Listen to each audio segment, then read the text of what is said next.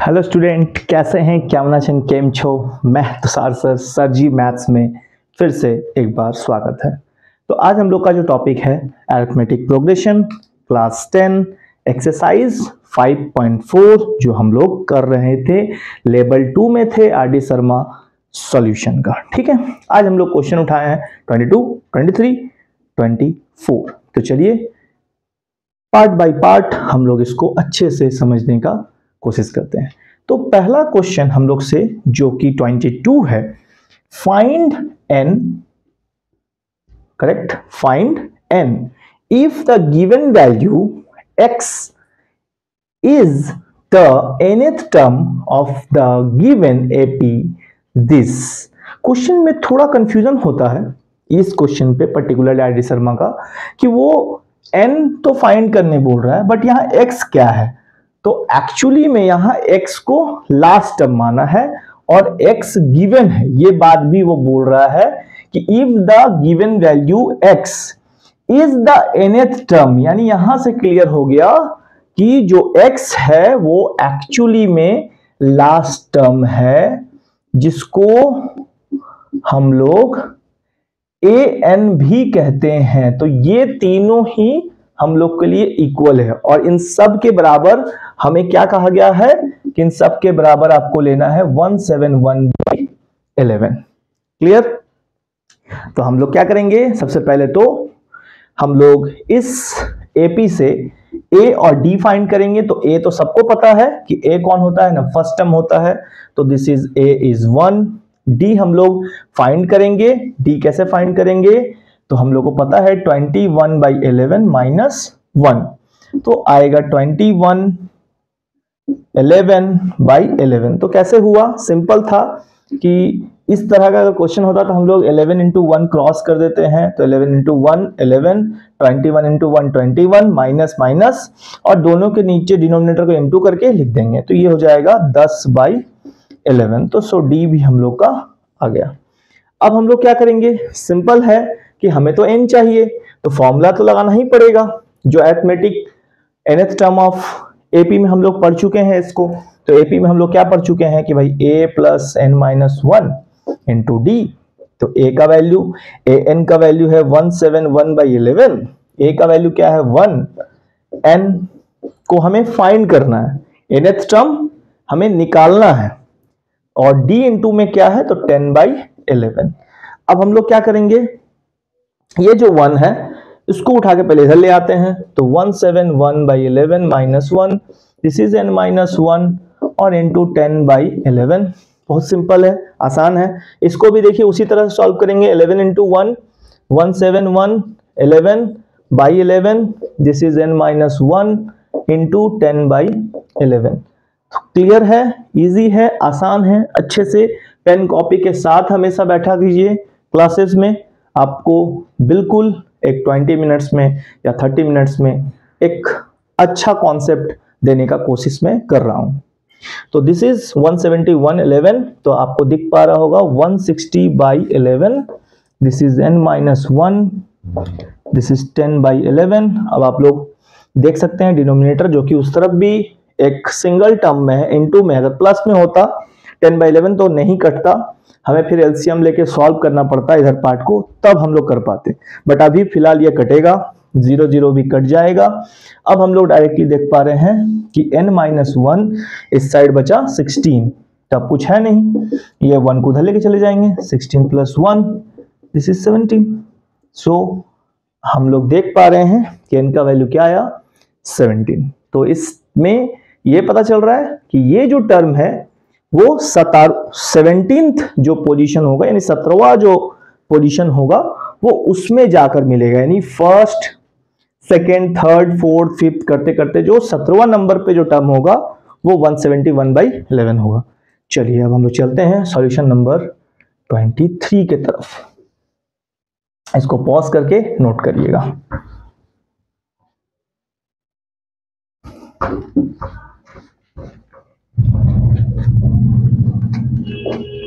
और एक्चुअली मेरा एग्ज़ाम चल रहा है, जिसकी वजह से मैं रेगुलर अभी चैप्टर वाइज वीडियोस क्लासेस नहीं ले पा रहा हूँ, इन ऑनलाइन यूट्यूब में, पर मैं आगे एग्ज़ाम के बाद कोशिश करूँगा कि आप लोग का जो चैप्टर्स है वो मैं देने का पूरा कोशिश करूँगा कि पार्ट बाय पार्ट मैं क्लासेस ले लूँ।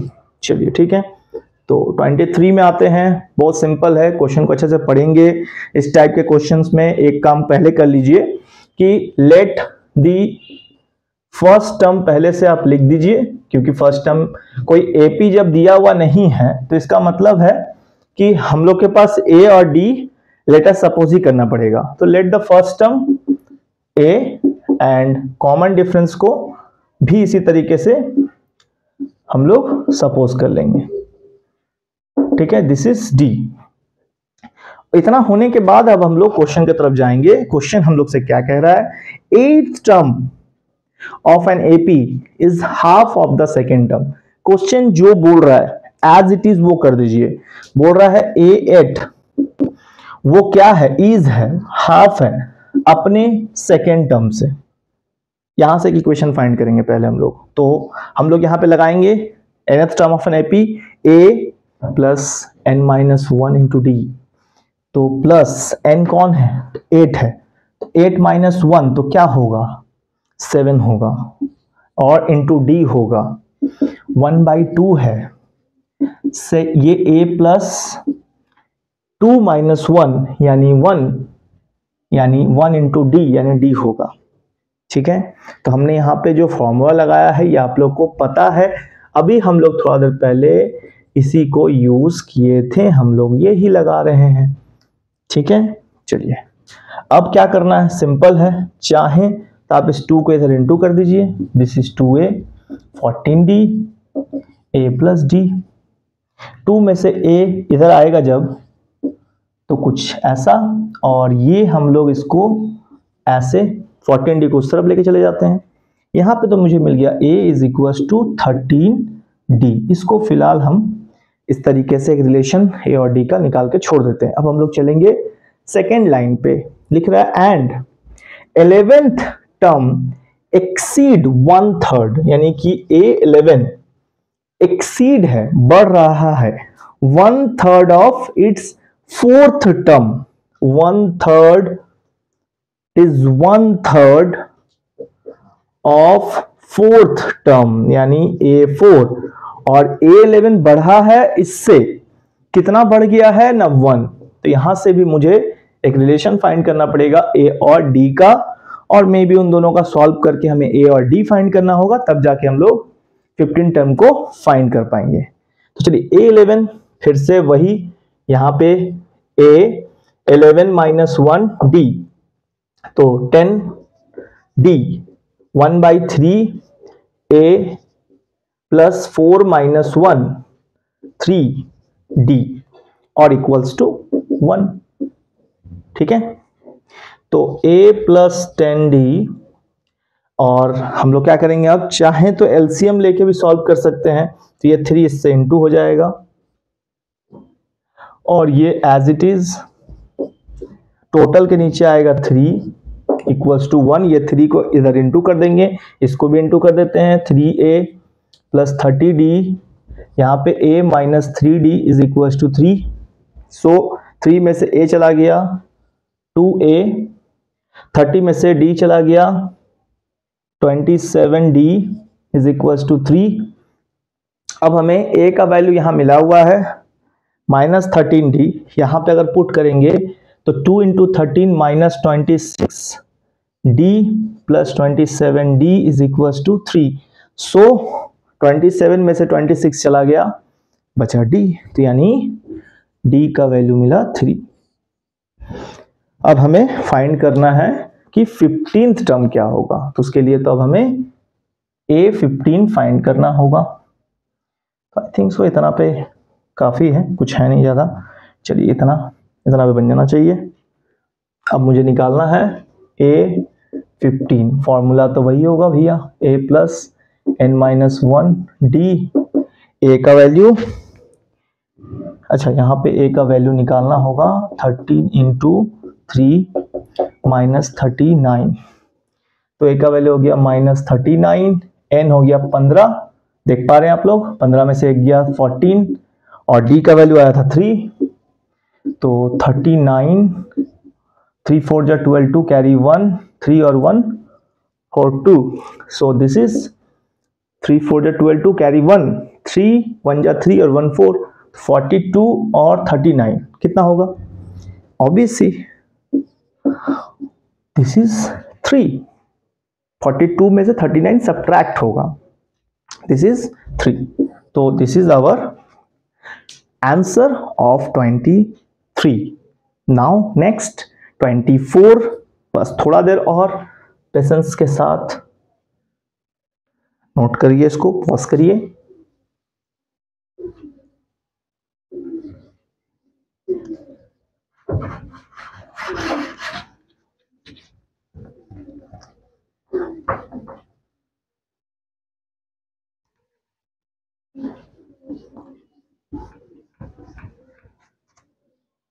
चलिए नेक्स्ट 24, बस थोड़ा देर और, आई थिंक सो ये कंप्लीट हो जाएगा। फाइंड एपी, अगेन इस टाइप का क्वेश्चन है। मान लीजिए लेट फर्स्ट टर्म ए कॉमन डिफरेंस डी। अब क्वेश्चन क्या बोल रहा है, आराम से पढ़िए। फाइंड एपी, एपी मतलब एपी निकालना है, first A plus D A plus 2d, that is a और डी फाइंड करना है, ये होगा। हुज थर्ड टर्म 16, डायरेक्टली बोल रहा है कि first term whose third term यानी a3 is 16, seven term exceed its fifth term. तो पहले तो इससे हम लोग कुछ कर लेते हैं, whose third term is 16 directly मुझे दे रहा है, तो a plus n minus 1, n की जगह पे 3 माइनस 1, चलो एक बार मैं लिख ही लेता हूं, तो a plus 2d is equal to 16। चलो ये एक इक्वेशन। नेक्स्ट इक्वेशन है सेवन टर्म एक्सीड, तो a7 एक्सीड फिर से वही है फिफ्थ टर्म, तो a5 is equals to 12। Same exceed में बढ़ रहा है, ये बढ़ रहा है इतने से, ठीक है, a5 से, और कितना बढ़ रहा है 12। अब इसको ऐसे भी कर सकते थे, इसको इधर लिख सकते थे आप कि 12 में वो 5 a5 बढ़ रहा है, ऐसे भी कर सकते थे, ठीक है। तो यहां हो गया a प्लस 6d। इस चीज को अच्छे से समझिए कि ये फिर से फॉर्मूला वही लगेगा कि a तो a है, n के जगह पे 7 माइनस 1 तो 6d, एंड देन उसके बाद जो भी है वो है, तो 6d। इसको ब्रैकेट में हम लोग बार बार ये चीज कर चुके हैं बहुत बार कि हमेशा जब भी बीच में माइनस हो उसके बाद जो भी टर्म आए उसको ब्रैकेट में रखिए, नहीं तो साइन चेंज करना ह्यूमन एरर है, वो गलती होगा ही कि साइन चेंज करने भूल जाएंगे, हमसे भी सबसे बहुत बार ऐसा होता है। तो a plus 6d and minus 4d is equal to 12। अब आप लोग देख पा रहे होंगे कि a और a कैंसिल, 6 में से 4d तो 2d इज इक्वल टू 12, तो d इज इक्वल टू 6, और इस d का वैल्यू अगर हम यहां रखते हैं तो a plus 2 into 6 16, so a is equal to 16 minus 12। तो हम लोगों ने d का वैल्यू निकाला 6, तो यहां पे रख दिए 6 2 जा 12, 12 चला गया उस तरफ 16 से माइनस होने के लिए, तो a का वैल्यू हो गया 4। और हमें क्या कहा था कि बस AP निकाल दीजिए, तो AP के लिए हम लोग क्या जानते हैं, a plus d, a plus 2d and dot dot dot, तो a हो गया 4, a प्लस d 6 प्लस 4 10। उसके बाद फिर से हम लोग तो जानते हैं कि जब d हम लोग के पास 6 है तो जब सेकेंड टर्म आएगा उसमें 6 जोड़ देंगे, 16 में फिर 6 जोड़ दीजिए भाई 22 and dot dot, this is our AP और दिस इज ही हम लोग का आंसर। तो थैंक यू। इसी तरीके से सर जी मैथ्स को देखते रहिए और कोशिश करिए कि मैथ्स को प्रैक्टिस करते रहें और स्ट्रॉन्ग करिए, ताकि मुझे भी लगे